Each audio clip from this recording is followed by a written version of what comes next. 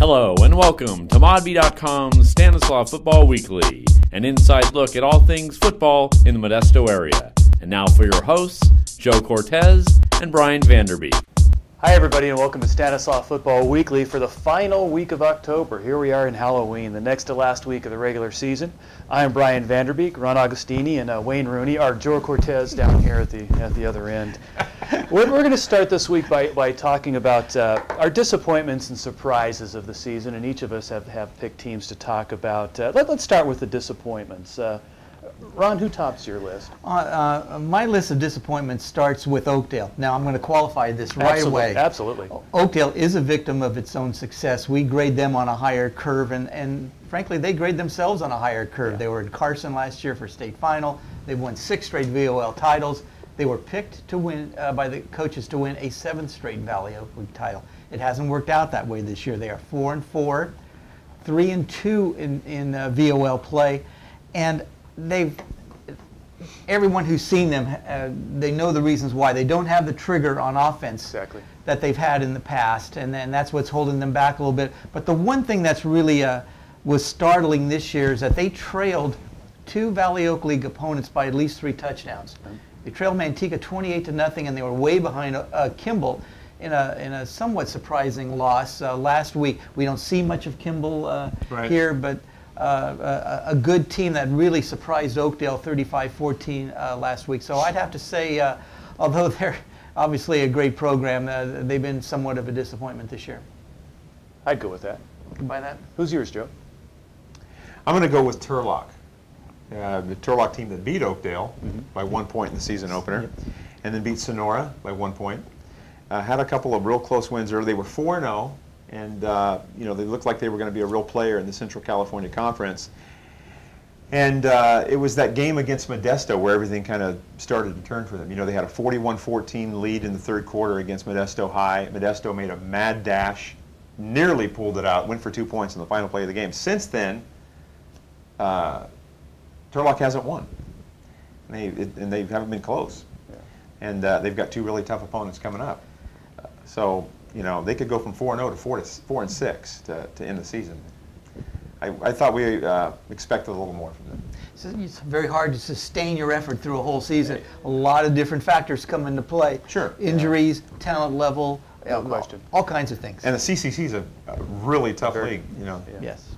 We could pick, I was thinking about who I was going to pick, and I could pick like Escalon for the same reason you picked Oakdale. The system is there. The system continues to work. Just the lack of the big player, the big breakaway player. But I'm not going that direction. I'm going with Sonora. We heard a lot about Sonora, and I talked to all the VOL coaches coming into the season for our preview, and all of them picked Sonora to finish 2nd and 3rd in the league this year. And they all thought the Wildcats would really compete in this league. And now they're sitting at 3-5 with their 3 wins coming against teams that are 4-20. They really they don't have a big win at all this season. Now Brian Craig is an excellent coach, does a terrific job up at Sonora, and they've had their circumstances up there too, not the least of which was losing a full week of outside practice to the Rimfire, the same thing that befell Somerville this year. They're also dealing with the dwindling enrollment up there and competing against the Valley Oak League. But that's also another problem that's I think is going to, as going into next year and beyond, is really going to hurt Sonora. And I've had this argument with Rick Francis, and he disagrees with me, and we've agreed to disagree on this. But I think that once Sonora gets into the Mother Lode League, within 3 or 4 years, it's not going to be a VOL team anymore competing in the Mother Lode League, but it's going to descend to competing at the Mother Lode League level instead of trying to raise its game to play at the VOL level. And I just think within 3 or 4 years, it's just going to, like I said, it's going to be a Mother Lode League team, and I think this is the start of it, for whatever reason. That fire affected a number of teams up there, didn't it? Absolutely. Bret Hart, and obviously it affected Somerville most of all. A lot of those kids actually lived within the evacuation zone. Yeah. Well, disappointments aside, let's go surprises. And Ron? I have a pleasant surprise right here close to home. The Bayer Patriots picked to finish 5th in the Modesto Metro Conference. Right now they stand 6-2 overall. 4-0 in the MMC. They have 2 big games to play starting tomorrow night against Modesto, and then they close against Downey. Nice job by Bill Flesher there with Bayer. I think the surprise started with uncertainty at quarterback. That's been answered somewhat by a sophomore quarterback by the name of Nick Trujillo. He threw a beautiful 40-yard touchdown pass last week to Josh Peterson in their win against Grigori. A beautiful play-action 40-yard pass, led him perfectly. The coverage wasn't bad on that play, but the pass and the catch were too good. And that kind of demonstrates Bayer overachieving somewhat this year with some difference-making players. One of them, Dennis Orzakowski. Dennis O. 2 pick sixes to start the season this year, right, Joe? That's right. And a nice two-way player. I think he's going to get some discussion for all league this year. He's a two-way player. Offensive lineman Jay Green's run for a lot of his yards behind Dennis O. And also he's a pretty tough linebacker. Paul Fabamilla, the little 140-pound scat back. Just a great little player. I've been writing high school games for 40 years now. I've never written a 37-13 game like last week where I led with a kid who did not score a point in the game. But Paul Fabamilla dominated that game. At 140 pounds, the coaches moved him from safety to linebacker to get him a little closer to the line of scrimmage against Grigori's wing T, great. and he basically dominated the game. Does he bring the wood? He brings the wood. He brings wood. Major wood. Hard-hitting wrestler, of course, you know. There you go. Tough kid, and he kind of illustrates the kind of season Bayer's having, and they have 2 big games to play, but Bayer's my pleasant surprise. Yeah, good call. Good call there. Joe? I'm going to go with Bayer High's opponent this Friday night, Modesto High. You know, they were 1-9 last year. And Richie Alkire is in his first year as head coach there, and there's a lot of talent at Modesto High with quarterback Tiki Tonga, the Collins twins, Lavelle and LaShawn Collins, and Antonio Perez at running back, JT Wolf at linebacker on the other side. They've been a real pleasant surprise going from 1-9 to they're 5-3 right now. And no matter what happens these next 2 weeks, it's going to be a really nice turnaround season. It's going to be a good story for these guys. Yeah. Well, my surprise, I'm going into the TVL. You know, Hilmar was picked to finish 3rd in the TVL this year, and here they are sitting at 9-0. They've got a game against Houston. They're off this week. Have a game against Houston next week.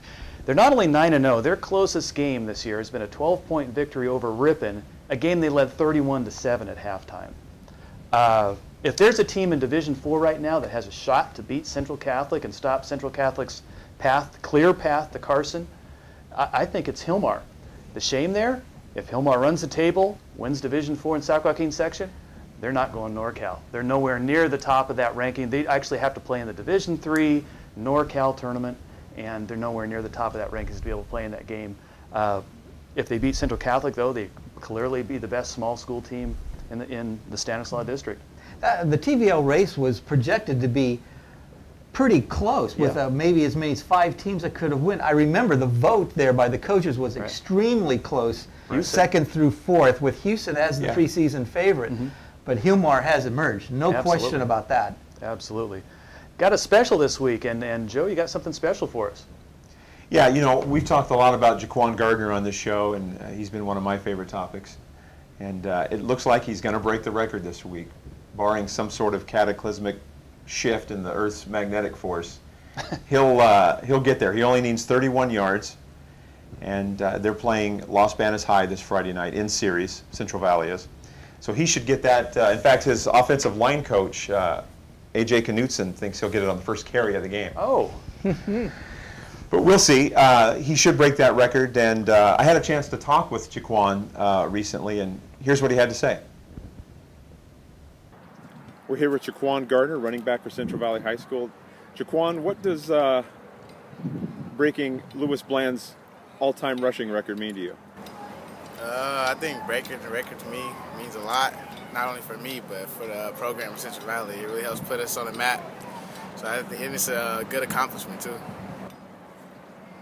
What about the fact Andrew Brown of Ripon Christian might break your record in a few weeks? I hear he's tearing it up down there, so over there at Ripon Christian. You know, that's good for him, too. So as long as I can get it, and then it'd be cool for me to say I had it. I had it at least. What about the playoff chances for Central Valley High School? Our playoff chances I mean, I got faith in our team. We gotta win the next 2, but I got faith that we can pull it off. We got Los Banos in the series, so we looking pretty good. Best of luck to you. Thank you. You know, guys, I've just met Ja'Quan this year, and he is just a wonderful, wonderful young man. Really easy to root for, you know, and he's going to get this record Friday night, barring some sort of injury or some sort of freaky circumstance.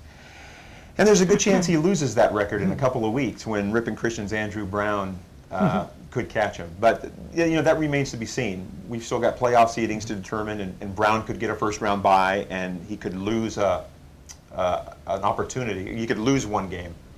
And so we'll see. If you know, maybe Gardner puts that record out too far for Brown to get. I mean, he got 330 yards last week against Central Catholic.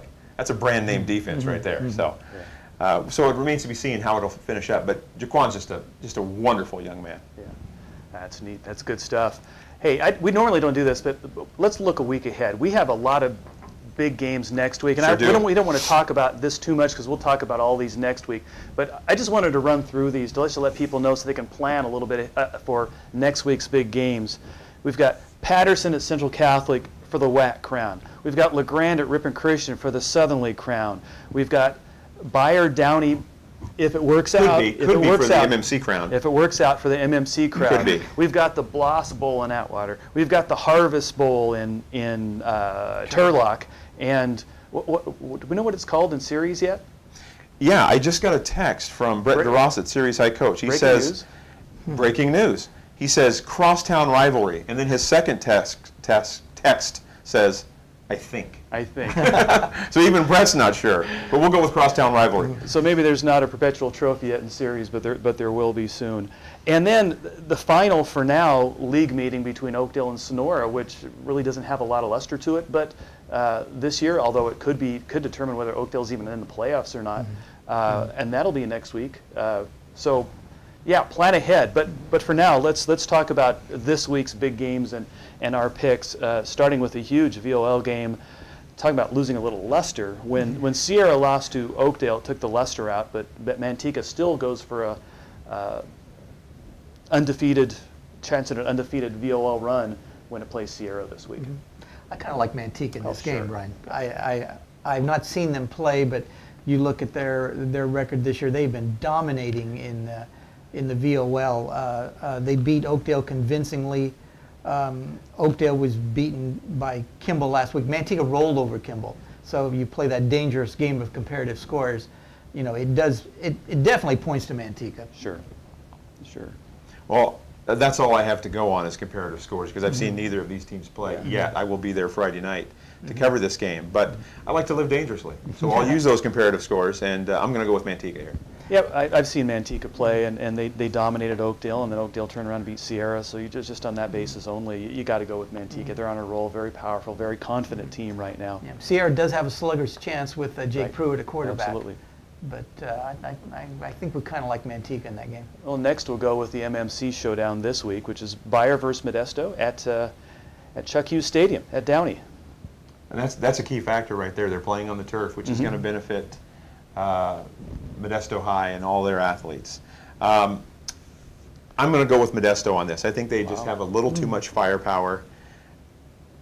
They're going to be tough to stop. They're really playing well defensively right now. That's kind of what's been overlooked with Tiki Tonga and the Collins twins and whatnot, and all the points they've been putting on the board. They can play defense. Now that would pretty much give Modesto the #1 seed coming out of the MMC then.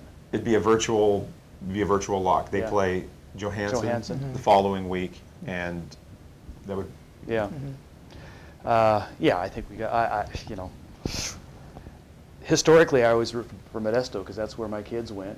I have seen Modesto play early in the season. I still haven't seen Bayer play, so yeah, I'll go with the Panthers just because I've got a little bit of red in me through my kids, but no other reason really. I'm covering the game. Yeah. I've not seen Modesto. Looking forward to watching the Panthers.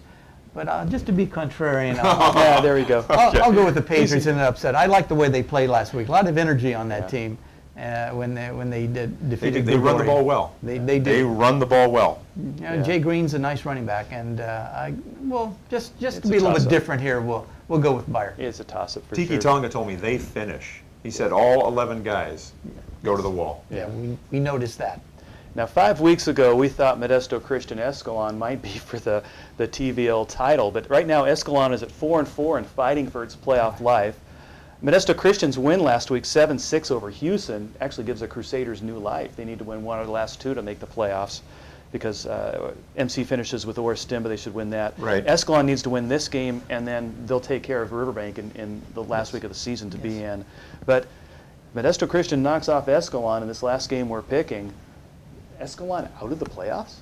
Boy, that'd be hard to believe. It'd be a shock. Unbelievable. What are the odds that Escalon and Oakdale would both be 4-4 going into Week Yeah. 9? That's amazing. I think Escalon's going to win this game at home. I think they're going to find a way. It has not been the easiest of seasons for Mark Lareau and his staff, but I think they're going to summon up enough here to get by a tough opponent in Modesto Christian.